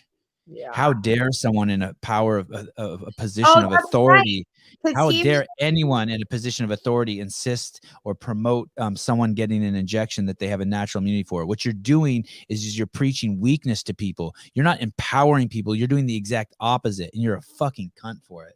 Oh, yeah. I remember he posted something like, it's my duty to have a platform and basically promote this because I'm going to speak up for people who can't. I'm like, interesting. Sevan, I think that's usually left behind with adolescence. It may have something to do with the frontal lobe development. You know, I suspect you're right. I can still tap into it, which is really cool. Like I can still like if I think really really intense thoughts about my mom, just my deep love for my mom or my deep love for my kids or just how like my family, my wife, I can like really stir up, like get myself in an emotional frenzy. But I control it now. It's weird. I mean, it's so much. Yeah, it's great. It's great. And you kind of have to stir it up on purpose after a while, once in a while, or else you start to feel like a robot. Exactly. It kind of makes you human. Emotions make life absolutely enjoyable and worth living, but if they get out of hand, then it could be miserable. Former marketing director for American Apparel too. Ryan Holiday, not a good dude, not a rad guy. Yeah, if American Apparel is the one I think it is that has all those weird clothes and the weird models and all that shit, yeah, it's not definitely not healthy. But he's got a massive following, which is nuts. It's unfortunate. But then again, Gavin Newsom wasn't recalled either. Yeah. My goodness. Would you work out without a mask? Do you work out with a mask? Hell no. Hell no. I had Nikki Rodriguez on the show. Do you know who that is? Mm-mm. I like to bring him up as often as I can. I'm going to show you a picture of him. Rod. You have to go to the bathroom? No. Okay. I have a bladder of steel. Do you really? Yeah. Oh, you would hate traveling with me. I do not have a bladder of steel. What's going on here? Okay, let me see. So this guy's a jiu-jitsu guy. He exploded on the scene doing jiu-jitsu, and he's just kind of like, he's just taken over. And he's 25, and I had him on the show, and he's just a fucking man-child. Like, he's just beating up black belts, and he's a, isn't he yummy? Wow. He's jacked. Yeah, he's so fucking great. He's pretty jacked for a jiu-jitsu guy. Yeah. Oh, and when you have him on the show, he's like, I work out just because I want to be beautiful. No one wants a fat schlub winning. That's him in the middle there. Holy shit, he's massive. Yeah. I think he's gonna come on the show again the next couple of days because he has a fight coming up. But he's so fucking fun. He's so honest. You would love him. Like one of the things I said, I'm like, so do you? He's had a girlfriend for like 7 years, but I said something like, hey, is it like, aren't you distracted by like just wanting to chase girls all the time? He goes, dude, look at me. A guy like me does not chase girls. I was like, oh yeah, you're right. Guy like you. Wow. Yeah, but he says it like humbly, but it's like, yeah, Yeah, it's like very matter of fact. Like, yeah. he's Like, not look, saying anything that somebody else isn't thinking. no. Or he's like, I work out just so I'll look good because I want, when I'm on the podium, I know people are going to see a body and I want it to be a nice body. I mean, Anyway, that's true. he said, I said, hey, do you ever train with a mask on? He said, dude, if I want to kill someone, I cover their nose and their mouth. I Wow. was like, okay, done. Wow. Yes. Yes. Take a drink every podcast. Sevan mentions Nikki. Take 3 drinks. Oh man. Sevan wishing he had a bottle under the dustpan. I've thought about it, but now I have this wide angle lens and like I can't even adjust my nuts on the show anymore. Are you still doing the camps, the bad bitch camps? Yeah, I have 2 coming up actually. Well, then you need to update your website. I know. How do people sign up? Are you that popular that you don't even need to update your website? Do you want to know the truth? I don't know how to update my website, but they email me directly to sign up. So you are so popular. Listeners, please, someone hit Sage up in her DMs. Someone who's like, hey, I can fix that for you, and Please be cool. Yeah. Send help. Isn't this community great when people will just reach out and do that shit for you? It's incredible. Like, I got this Stay Rad thing graffitied on my garage gym wall. And the sticker company just reached out and they're like, hey, we made you a bunch of stickers. Where can we send them? And they just like made a bunch of fucking Stay Rad stickers for me. Yeah, that's awesome. They're just so nice. Hey, those guys over at someone will say it. Basically, these guys have this phrase. It's called full send. Have you heard that term, full send? Like someone skates off a ramp and a bunch of other guys are there with their fucking Mountain Dews and they go, full send. And okay. So there's these guys on the internet and they've basically trademarked that. And like, I've seen them like with Trump. I've seen them with like Dana White. The Kettle Brothers, the Nectar Brothers. They're basically like jackass dudes, but they've trademarked this full send statement. Brilliant. And now they own a jet. Yeah, look, brilliant. Yes, what if you could sell enough full Stay Rad stickers that I could have a jet? Yes. I have always needed a jet. So or just vaulted ceilings, I need to get on that.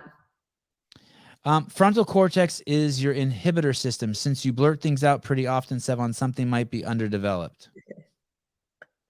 That's just for the show. Let me tell you, I am not the same person in real life. Not even close. Oh yeah, they bought I saw that too. They bought a $300,000 Maybach for Dana White. Yeah. Oh, here it is. The Nelk Boys. Yes. How come I always can't remember that? Nelk. That's a great word. Everyone wants to. Okay, so your camp is going. Where will your camps be? They're here in Bunzel. So I hold them up at my dad's place, up at his gym, because who doesn't want to come and hang out at Mike's gym? And what are the dates for it? The next dates? They're actually both sold out. So oh, then who cares? When's the next one that's free, or not free? Like doesn't cost money, but available. I need to get another date up for sometime this summer is what I'm hoping for. Shouldn't you just have them stacked so you could just be making mad cash? Like soon as one. I did that when I first started them. I booked like 4 back to back, and they did not do as well as when I spaced them out a little bit. When I spaced them out a little bit, people kind of have more of that, like, oh, when's the next one going to be? And they're more willing to sign up. When I stack them, they don't do as well. Okay. Are Vans the best shoes for weightlifting?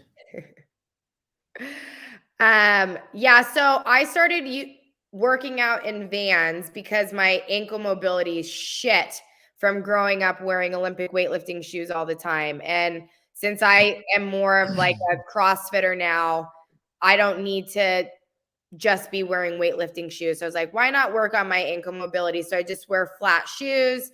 And I feel like that's a kind of sneaky way of working your mobility without having to stretch for 87 hours a day.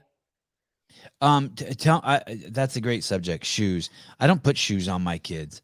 I think shoes are way worse for people than they realize, especially boots, especially high tops. I see kids all the time at the park wearing like rain boots. I see Yeah. kids all the time, kids who are friends with my family who know, like, they've heard me talk all about how bad shoes are for your kids. And some people believe that a reduced ankle mobility is actually the reason why we have so many bad knees in society, because the Oh, knees are 100%. Okay, talk to me about that. Tell me. Yeah. So if your ankle mobility is poor, then anytime you go down into a squat of any kind, you're going to shift forward onto the front of your toes. And then when you shift forward to your toes, that's going to put more pressure on your knees. And then your knees are going to be fucked up. Whereas if you have really good ankle mobility, you can keep your foot sort of flat and balanced anytime you go down into a squat, and your knees can come forward and track the way that they're meant to track. You're not going to have any fucking knee problems. And I've heard that you can even trace it to the hips, to the back, that every time you reduce the mobility of an extremity, it goes upstream. Yeah, so I have 2 torn labrums in my hip, and that's because of my ankles.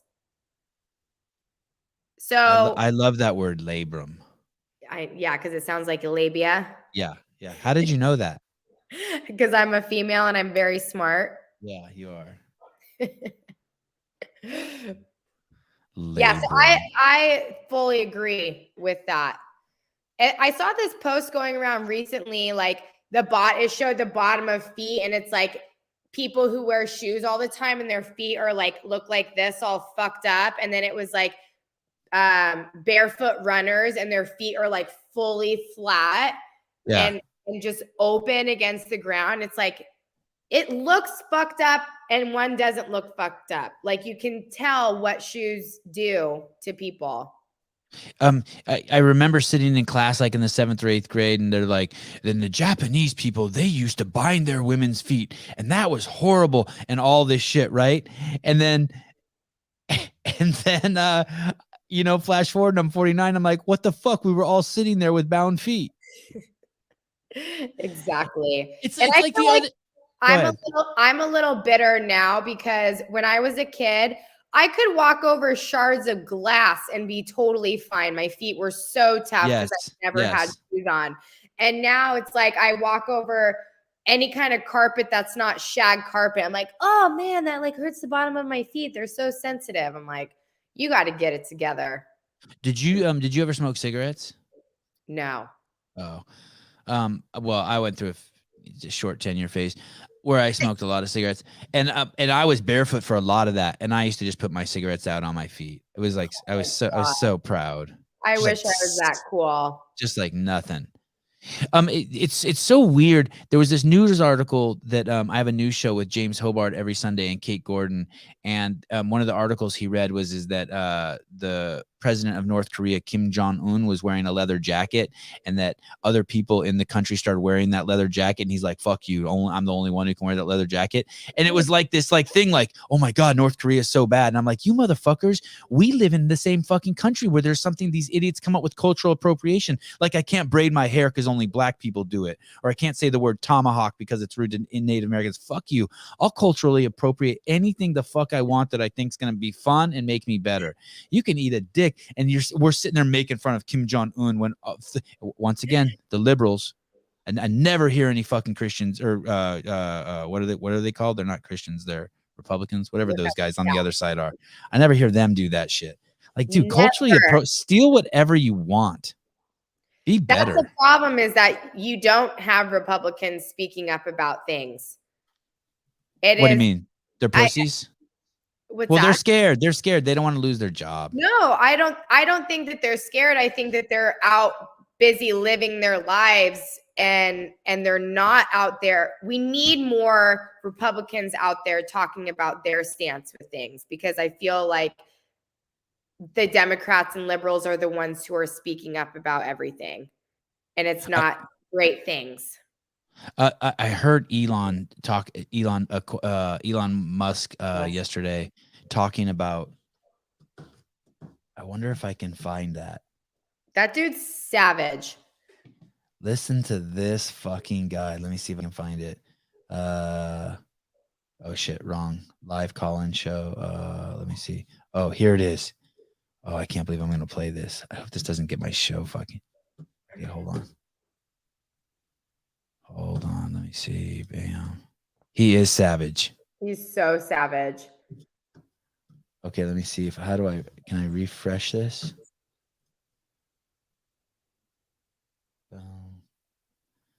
Uh-oh.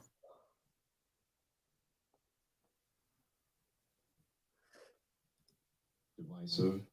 Can you hear it? Yeah. Okay, I'll let it play twice. It basically gives mean people a shield to be mean and cruel.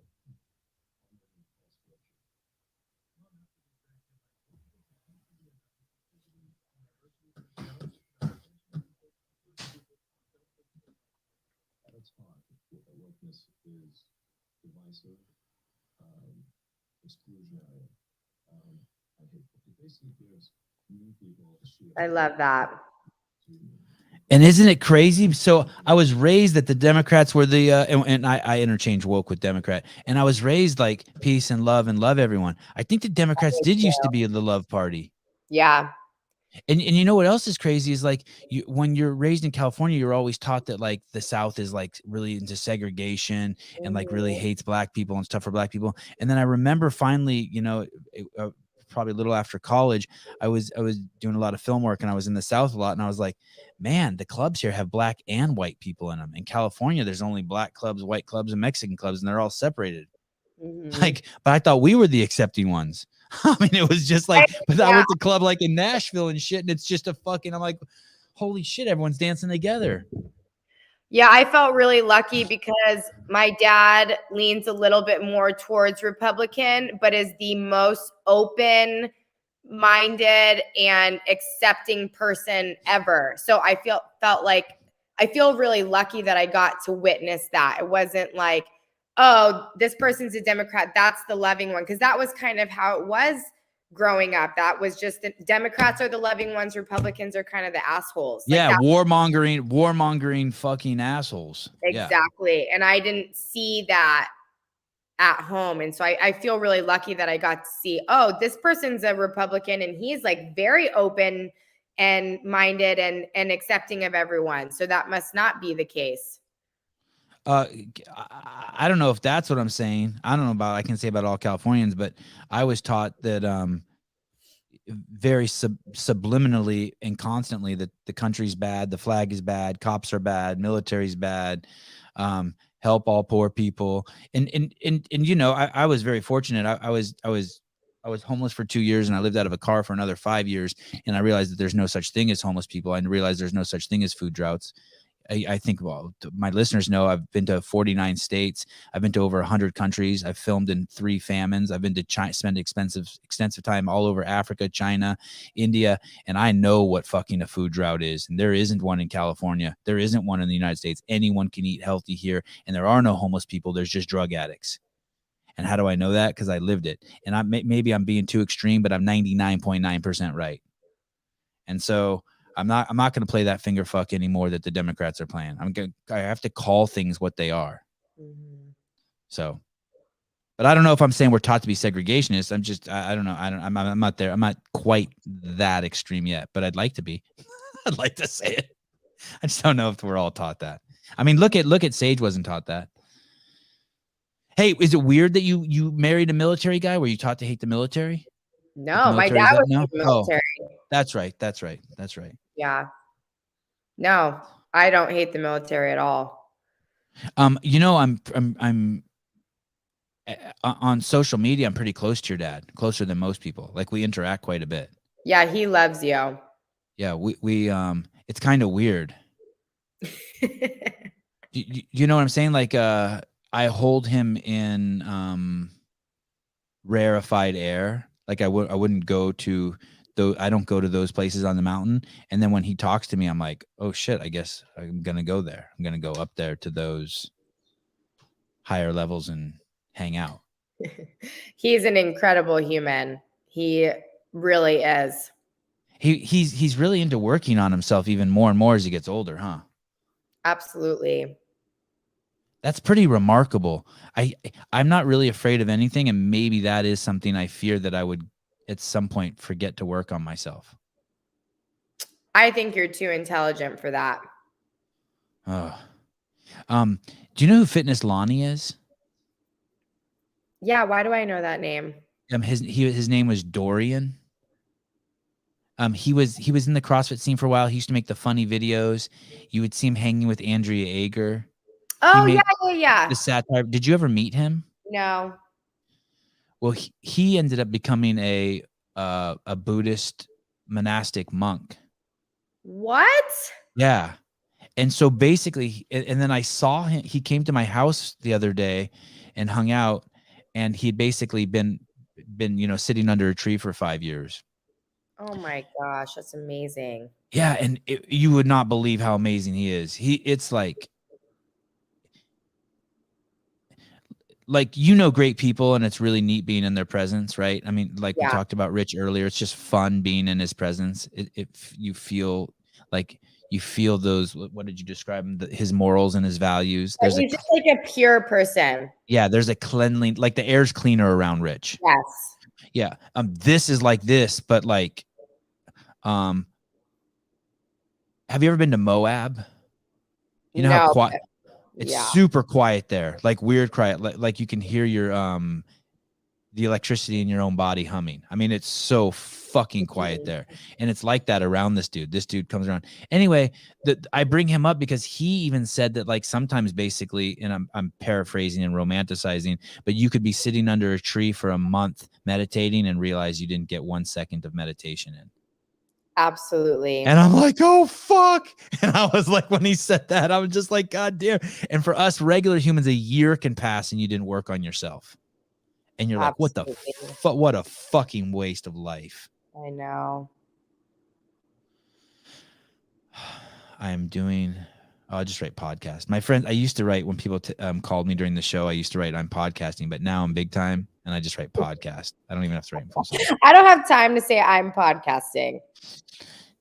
There's a video where you're doing affirmations with your daughter and you write, I used to think this was cheesy, and it's a great video. You guys are both in your towels, like you guys just showered together. Do you shower with your kids? You shower with your daughter?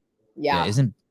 I used to bathe with Avi like every fucking day. And when I even had a big bathtub installed in my house so I could do it, and me and my wife and him could all bathe together. And then we had 2 other kids and just went to shit. But tell me about the affirmations you do with your daughter and what happened to you in your maturation that it went from cheesy to important.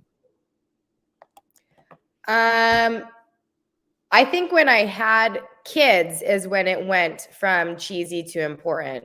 I think that the older you get and you kind of start to take a look at yourself and why you are the way that you are, a lot of things can be traced back to your childhood and, things that happen, or, the way that you were taught certain things by people.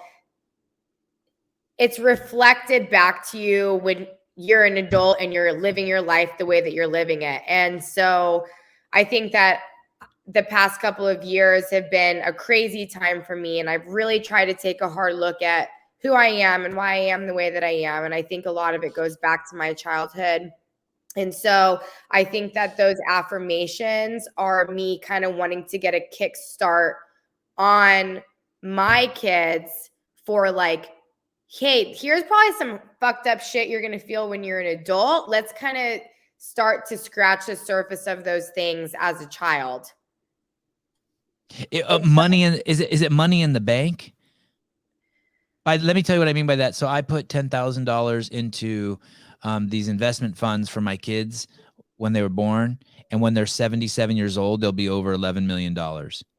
And so, like, are you giving them money in the bank in terms of like, okay, I love myself? Like, they have these, you're planting, you're investing in their self-talk early.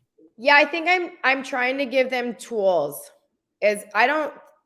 Sometimes I have that question with myself. Are they learning any of this stuff that I'm like, does any of this even fucking matter? Because they're going to go out into the world and somebody else is going to influence them, or something's going to happen to them that's going to influence them in a way so much more than anything that I can do or say or teach them. But I think that if I can just at least give them the tools to start understanding their emotions or things that they're feeling or experiencing, then I've done my job. And sometimes I feel like affirmations can help with that. Do you believe that your mom and dad love or loved you as much as you love your children? Yeah. It's weird though, right?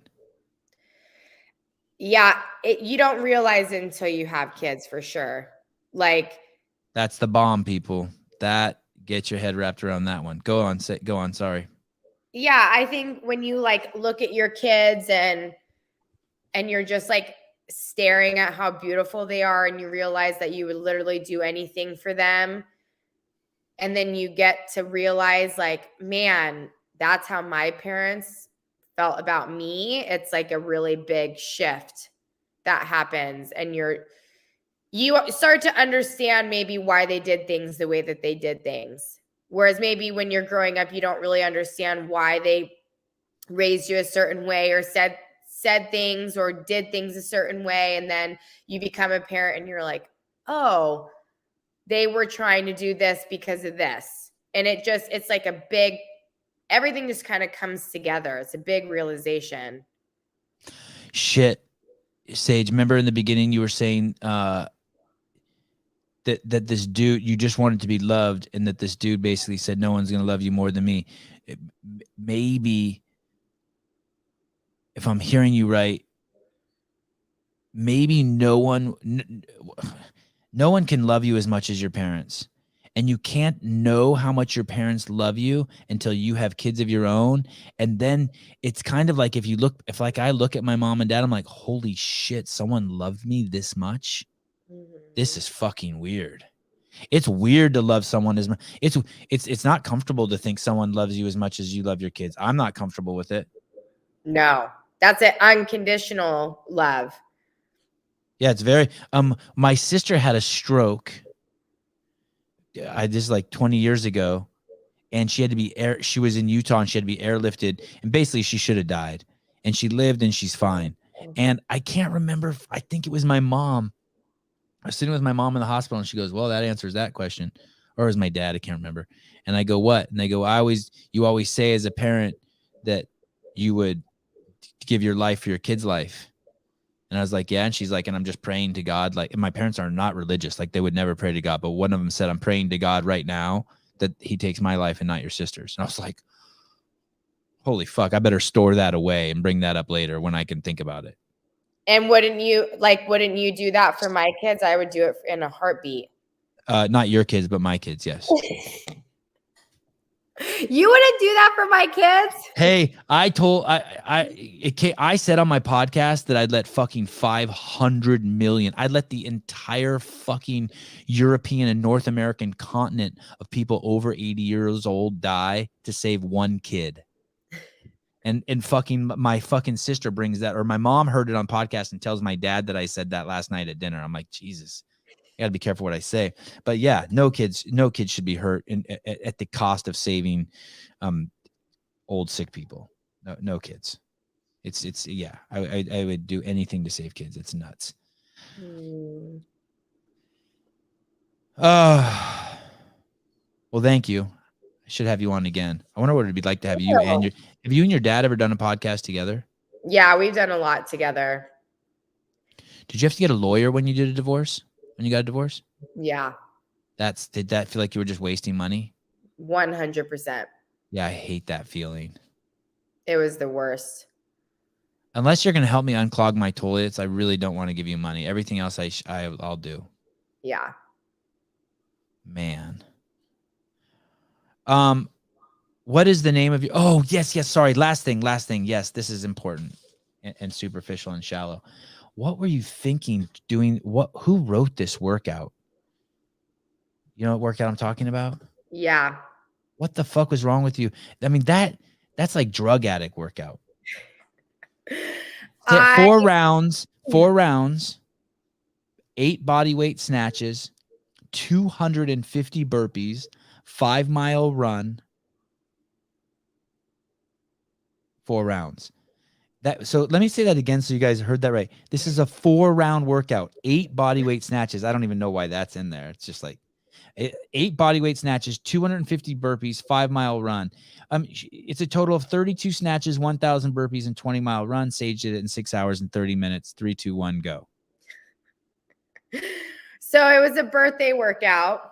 It was for my 31st birthday, but it just didn't add up. The math didn't add up. So I had to do 30. It ended up being 32 snatches. Anyways, that's not a big deal. So what I wanted to do is I wanted to take the hardest workouts I had ever done and combine them into one workout. So a 20-mile run was one of the hardest things that I'd ever done. And then I did 10 rounds of 1-mile run and 100 burpees. And that was one of the shittiest things that I'd ever done. So I was like, okay, well, why don't I combine the two? And then since there's an element of CrossFit, an element of running, let's add in an element of Olympic weightlifting too. And that's why I threw the body weight snatches in there. God. That's an emotional ride, right? I threw up in the first round. I was like, wow, it's going to be a long fucking day. Wow. And do you eat during this workout? Well, so the problem was I ate probably about an hour before I started. And so that's why it just wasn't sitting right in my stomach and why I threw up. But yeah, you just eat like 4 rounds with a 5-mile run. Yeah, that's a hard pass. You just eat like carb shit. And do you think you drank a gallon of water during that workout? Yeah, you like sip on electrolytes and stuff. You're so thirsty, but you don't want to drink a lot in one sitting because then it's just going to slosh around in your stomach. And are you injured from that? No. I mean, my body was pretty fucked up, but I'm adaptable. I'm resilient. You're young. Thank you. Very happy. So going back, so you have done podcasts with you and your dad? Are they online? Yeah. I actually have a podcast. There's 2 episodes on it. Oh, both of them are with my dad. What's the name of it? The Bad Bitch Podcast. A Bad Bitch. Oh, so usually my shows get flagged right away because I say the word COVID or vaccine. And like even sometimes I'll be watching the live YouTube studio and I'll just say COVID and I'll watch it immediately get flagged, meaning they'll tell certain advertisers not to publish on that video. But when I titled this podcast, I think I put the word bitch in it. Sage Burgener, the Bad Bitch or something, and it was immediately flagged. Oh, that's unfortunate. Oh, okay. I see it on Apple. Are you going to do more? Yeah. Oh, but you're not on YouTube. You don't video it. No. Okay. Because the only podcast I could find of you on YouTube was with Pat Barber's wife. Her name's Taz. Oh, yeah, Taz. Yeah. Why is that 3 parts? I think like that one podcast. Yeah. I'm not sure. I think maybe she wanted to keep her podcast shorter, so she just segmented it into 3 parts. So when you're doing the podcast with her, she's like, okay, that's one segment. And then she ends it. She goes, okay, let's start another segment. Can you start it by saying who you are again? Yeah. And were you embarrassed at all doing that? Were you like, no, fuck you. You say who I am. It is hard to it's hard to introduce yourself sometimes. I'm like, I don't know what to say. My name's Sage and my favorite color is green. Yeah. Pink's missing out not being my friend. Thank you. Man, this podcast did great. Sevan. I really appreciate it. Yeah, I really appreciate it. You want to see? I'm gonna see how good it's doing. You want to hear how good it's doing before we get off? Oh gosh, I don't know. No, it's doing good. I can tell. There's so many fucking live listeners. Let's see. What's name? This is called the Sevan podcast. I have so many failed things in the queue at YouTube. Let's see. Okay, your channel. And I go to manage videos. I go to live. Oh shoot, I can't see. It's not updating. That's okay. Damn. All right. Well, thank you. You're the best. Thank you, Sevan. You are awesome. I hope you have a great day. Are you going to see your dad today? I am. Yes, I'm excited. Tell him I said hi. I will. Take care.